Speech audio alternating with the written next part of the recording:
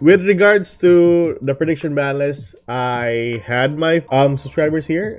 They're pretty good with the ideas that they had so far with the prediction ban list for the month of February.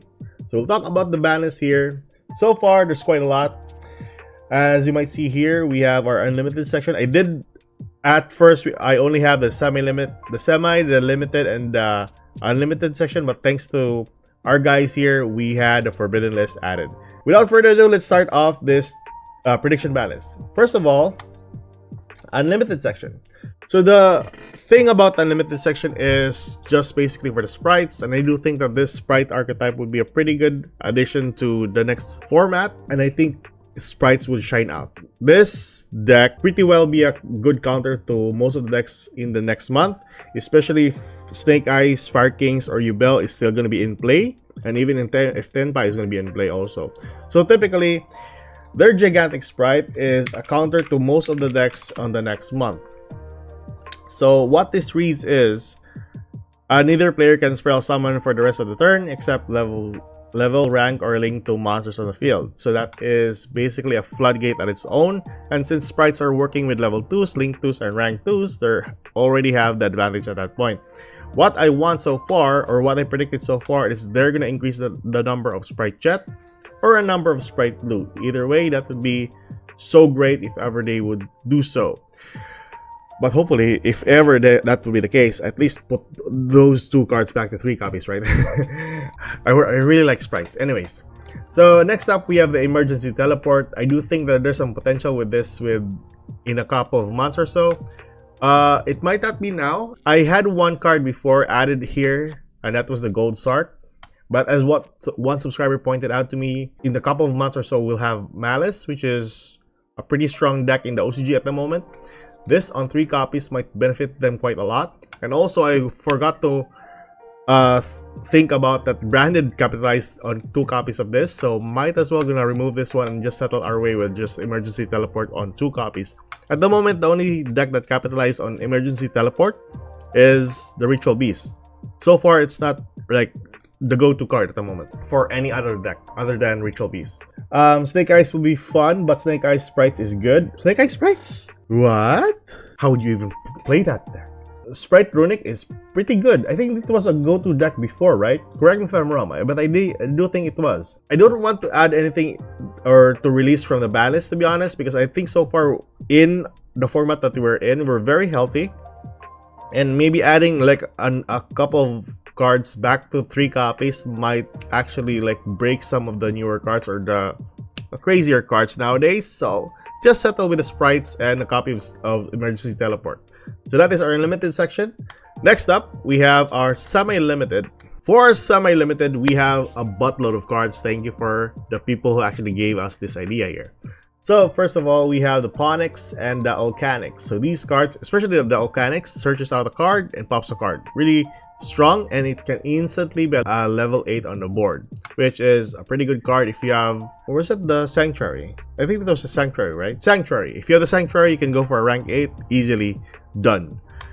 Then we have also the Ponyx, and I do think that people are running like 1 or 2 copies of this in the deck, but having to remove this copy if ever some of the Fire Kings, like the Fire King Volcanics, will be on 2 copies, and I think the Ponyx would be a pretty good hit. Ponyx and Volcanics, 2 copies. At least the Fire King archetype would be toned down a bit for the next month, because I know Fiendsmith is gonna be, it would be the best engine for every type of deck. I mean, that's what I'm trying to say. So yeah, tone down a bit for the Fire Kings. Next up, we have the Yubels. Now the Yubels has a pretty good lineup at the moment. 3 Obs everywhere except for the copy of Phantom of Yubel. What I'm thinking so far, and what my subscribers are giving me, is what I'm thinking is Samsara de Lotus, the Spirit of Yubel, Nightmare Throne, and the Nightmare Pain. The Samsara de Lotus, in my opinion, is one of the best starters for the Yubel archetype, and if you can't out this, you're basically losing the game at that point. This is 2 copies, lessen the consistency of the deck, and that's basically it. This is your primary starter to everything else that's going on with the Yubel archetype. So this 2 copies might lessen the power level for the deck. Second of all, we have the Spirit of Yubel. If you have this on hand, your battle phase is like solidified. Your opponent can't do anything about it. And if ever it's gonna be paired with Nightmare Pain, Yeah, you have a ton of advantage already. You destroy one dark and search out another Yubel monster, or that card that mentions it. A pretty good card as well, and it forces your opponent to attack. You know what? I really want this to be limited to one, but so far, you know, it's either this, or this to be semi-limited. So I can't really, like, you know, choose that much. Two of these cards are gonna be hit by the next month. I'm happy. I'm happy. Just lessening the consistency of the deck or the strength of the deck would be pretty good. And then Nightmare Throne, another good card to take one Fiend Monster and add it to your hand. And also, if you pop a Yubel monster, you can get another one from your deck and then summon to the field, which is another form of fodder that you can use for the archetype. And it's very strong. So it's either these 4 cards, or 2 or 1 of these 4 cards to be semi-limited. I'd be happy. But I see some potential that this might get hit in the next month. Now, with regards to the Tenpai, there's not much that we can actually do with the Tenpais because at the moment they got hit quite a lot in the month of January. I was supposed to do the prediction balance for the month of January, but last December, but kind of forgot. Sorry about that, guys. What I had in my notepad was Sangen Kaimen to 1, Sangen Summoning to 1, and then we have Chunra to 1. The Paija was still okay though. I think Hono here wants it to be limited to 1, or either the Kaimen to 1. Either way, I think Paija isn't for like the most like formidable card. It can easily be Ashed, Veilered, or Imperm, so that's still a pretty good like out to it. But Kaimen is an exception. You can add a monster and then you can spell summon it, which the only counter for this is Ash Blossom, which is a pretty strong card in my own opinion. So having this to 1 copy would like drastically or semi limit it would change the Tenpai. Then we have the 2 cards that's going to be very controversial. Well, one of them will be very controversial. First and foremost, Dimension Shifter. Shifter will before was actually on 2 copies. They placed this on 1 just to remove the possibility of some other decks that would capitalize on the Shifter. But I do think that the only deck that would capitalize on this in the next couple of months would be the Malice. And I think as of now, Ritual Beasts are the only decks that uses this. I think that one reason why Shifter got limited to 1 is because of the Ritual Beast. But nevertheless, they're still very powerful though, and I do think that this needs to be on 2 copies if ever, Yubel won't get hit. That's my own idea for it. And then last card would be Maxi. Now in January or this month, we got Maxi 3 copies, and then we have Malcharmy on 3 copies, which is kinda annoying sometimes because I've been playing a ton of Master Duel and people are just dumping Maxi and Malcharmies at the same time, and it is quite annoying. So far, I do think that Master Duel is just testing out the newer cards or the new Malcharmies with the Maxi, just to test out how healthy it would be in the format. I don't know what they're thinking so far. At least remove 1 copy of this or 2. Either way, I mean, come on, it's bad enough that we have 3 Maxis. You add additional Malcharmies into the mix. I mean, who does that? So Maxi, yeah, it's either Maxi is gonna be semi-limited or limited by the next month, if ever that would be the case. But anyways, that is our semi-limited section. Let's move on to our limited section. Goddamn. So for our limited section, we have like a couple here, and this is due to our people here in the chat, which is pretty good.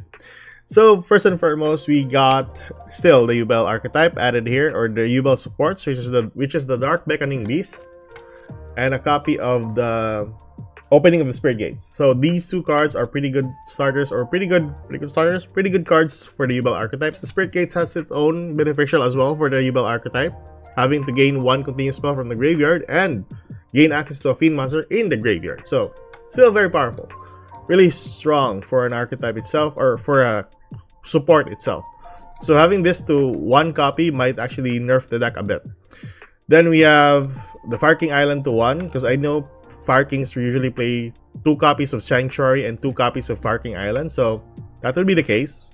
Rollback needs to be on 1 copy or none at all. Either way, this is still pretty strong for any type of mill or pile decks, and especially if you pair it with the Labyrinth, it is very strong. We have the Mansion for the Gimmick Puppet. Our subscriber is saying that Gimmick Puppet isn't doing that well, in the format that we're in with Maxi and Malcharmis, but nevertheless, I think Mansion is one of the most unfair cards for the archetype. At least this would be the only card that they need to focus on, like limiting or semi-limit. Any card that lets your cards be unaffected by another card effect is pretty broken. Adds a card, summons a monster, and then your own archetype can't be unaffected by monster effects, which is very, very strong in my own opinion. It is an SR, an easy craft. Then we have Gimmick Puppet Roach Doll. Now, this is one of the best starters for the Gimmick Puppet archetype to bring you rank 8s easy in the field. Summons a monster to the field by just revealing one rank 8. And then if you send it to the graveyard by any means, and it can be added back to your hand. Then we have one of the cards that can do the FTK. The FTK is what I'm really striving to remove here because it is quite unfun most of the time. If this card is spell summoned, destroy as many monsters, and you have one advantage of drawing one card. It's not a soft or hard once per turn. If you unlimitedly summon this to the field, and if they have a counter, you can pop it, draw one card. Pretty good. There is one combo that I did, and I think people already know this, that you can draw 3 cards during the turn with just this card. Then we have Phantom of Yubel. 2 copies makes you the Verujas. There's a certain combo that you can do with the Phantom of Yubel that gains you access to Verujas. This on 1 copy would lessen the probability of that ever happening. Who you're hurting with rollback to 1? It's hurting me. It's hurting me. I have some bad experience with rollback. But anyways, it's just, you know, it's just for fun for rollback. I still hate this card anyway. Gimmick Puppet cards also read, if you don't FTK, you lose. Oh, not all the time! Even if you don't burn them, they can still do the attack though. If you see the amount of attack power that these cards have, and they can easily wipe the board, paired with this one here. This card here is a pretty good go second card. It's Dark Ruler No More. You get this, grab this, use this in the field, bam, Dark Ruler No More. And then you use this to place all the counters, wipe your opponent's field. The amount of damage that this deck do is a lot. 3,000, 3,100, what else? 2,500, and another 3,300. That alone is very powerful still, even if you're just going for an attack on the second turn. FTKs is one of the strong strategies for the deck, and I think that needs to be cut down, you know? Power level needs to be cut down. And then lastly, in my own opinion, Arias needs to be cut down to 1 copy. Although I do love this card for the Labyrinth archetype, it's so amazing and it's just so unfair sometimes just to play out the Labyrinth archetype or just play out the Labyrinth deck and turn 0. Some people are running this on 1 copy still, but for me, I run this on 3 copies. Very strong card at best if you run this on 3 copies, especially if you have a trap card or a Labyrinth monster on your hand, can gain you an advantage definitely or in an instant. Another thing, you can summon this to the board if ever your opponent chains any card to a Labyrinth card or a normal trap card. Extra fodder on the field for a Link Summon or even a copy of Chaos Angel to the field. So that is our limited section right here. For our Forbidden list, it's just only 1, I guess. And I think congrats to Huno for giving me this idea because I forgot about this, to be honest. So the next format we're gonna have is with regards to the Fiendsmith, and I do think that Beatrice would be the go-to card in most of the decks. It's an easy access. Once you detach, you send 1 card from your deck to the graveyard. That's it. But anyways, Kali Yuga. Raid Raptors are the only ones that uses Kali Yuga. It's a hard summon to the field. I don't mind having a Burns archetype in the meta if it loses to 1 hand trap. Alright. I think you have some point there. It really depends on how you play the deck out. Doesn't change the fact that if Gimmick Puppet doesn't burn, it can function. It's not about how it functions. It's about how you play the deck out. Because I think people are running the Gimmick Puppet just for the wrong reasons. They're playing the Gimmick Puppet for the FTK. They're not playing it as a regular deck. But anyways, so that is 1 card for our Forbidden list. Yeah, Kali Yuga might be a pretty good card as well for the Forbidden, but the only deck that can summon that is for the Raid Raptors. But even so, it's still a pretty good insight though, nevertheless. That is our BANLIST for today, boys and girls. I'll see you guys on the next video. Keep safe, good luck. If you like this kind of content, like and subscribe. We'll go back to the stream. See you later. Bye-bye.